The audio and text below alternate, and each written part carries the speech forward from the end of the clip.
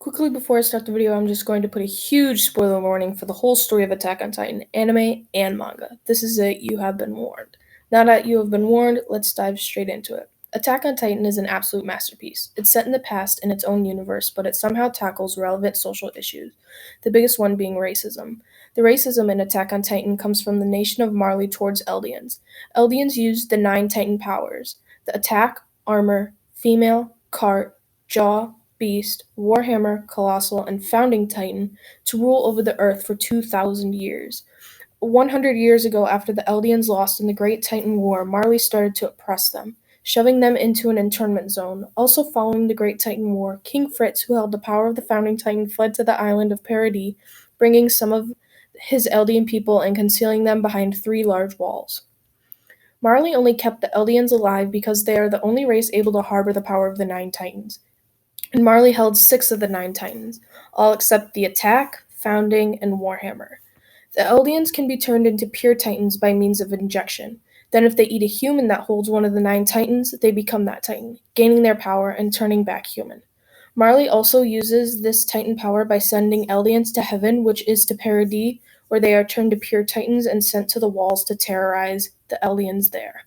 They refer to the Eldians on Paradis as island devils, further to oppress them. I want to take a dive into Marley and how they treat Eldians. The whole world was twisted and cruel, but the way Marley treated Eldians was flat out evil. Marley had forced all Eldians on their nation and into an internment zone called Liberio. It was its own little town trapped behind a wall where Eldians were oppressed. Eldians were hated, called dehumanizing names, and had things thrown at them, and if they wanted to leave the zone, they would have to get special passes. This was all because of their ancestors, not because of how they are now. In a way, it is reminiscent of the real world with the Holocaust, and during World War II, white Americans forced all people of Japanese descent into these camps, even American born Japanese women, children, and men, stripped of their rights and forced to concede. Moving on, now I want to go over racism and how it impacted the characters in Attack on Titan. Overall, I would say there are 3 main characters reflected from the world they live in. Those characters being Zeke Yeager, Reiner Braun, and Eren Yeager. Zeke is a good example of a product of the world because of his upbringing. Zeke Yeager was born in Liberio to Grisha Yeager and Dinah Fritz, Fritz being of royal blood. His parents were secret Eldian restorationists trying to save Eldia. They used Zeke as a way of means, though, forcing him to become a warrior candidate so he could inherit the Beast Titan.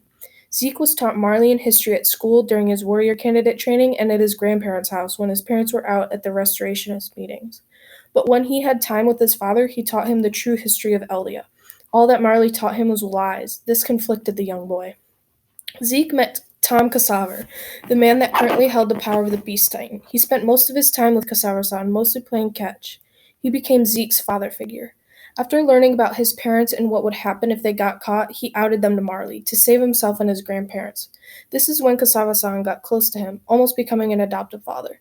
This was also when Zeke was confirmed to be inheriting the Beast Titan. His parents got sent to Paradis and were to be turned into pure Titans, or so Zeke thought. While spending time with Casaver-san, Zeke curated a plan with him that would euthanize all Eldians, stopping them all from being able to make babies and from the poor babies having to enter the cruel world. Over his whole 13 term as the Beast Titan, he was acting in his own best interest to finish his plan, but hiding it and conceding to Marley. At some points, it was like he was with Marley, then against Marley. Same goes with Paradis.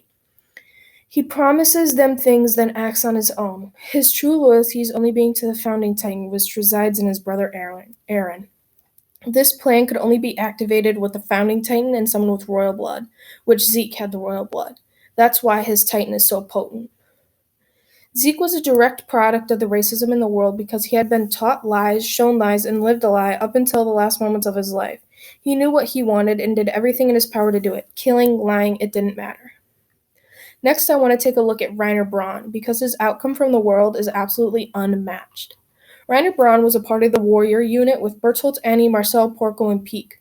Reiner inherited the Armored Titan. With his power, he could destroy anything without a scratch left on him. After a couple years of having his power, he invaded Paradis with Bertolt, Annie, and Marcel. Marley made the children invade Paradis because they wanted to capture the Founding Titan. But it all started going wrong when Marcel got eaten by a pure Titan, the Titan stealing away the power of the jaw. After that, Reiner had to set up and become a leader. Reiner and Bertolt broke a hole into Wall Maria and had to become impostors, hiding among the Eldians in the walls, pretending to be a victim of the cruel act they committed. Reiner, Annie, and Bertolt joined the military hoping to get information about the founding Titan. After all these years on the island, Reiner started to develop a split personality. With his split personality, at times he didn't know if he was a warrior or a soldier, fighting to protect some of the Paradis Eldians, but also infiltrating them at the same time. Reiner even had these conflicting thoughts after leaving the island and returning home to Marley. Years later, when he had to join forces with the island Eldians to stop Eren, was when he truly knew who he was and what he truly fought for.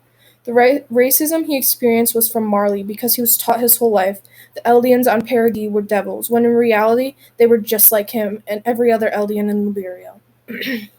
Finally, I want to talk about Eren Yeager and how he was a reflection of the racism and cruel world he was born into, him being the strongest example. Eren was born to Grisha Yeager and Carla on Paradis. When he was 10 years old, he watched as the colossal titan kicked a hole in the wall and as his mom got eaten by a titan. All of this flamed his rage and motivation for the rest of his life. He joined the military and got swallowed by a titan, saving his best friend Armin. That was when he activated his new found titan power.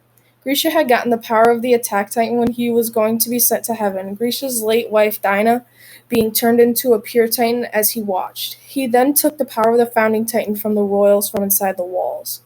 Eren used his power to plug the hole in the walls and save the Eldians on the island.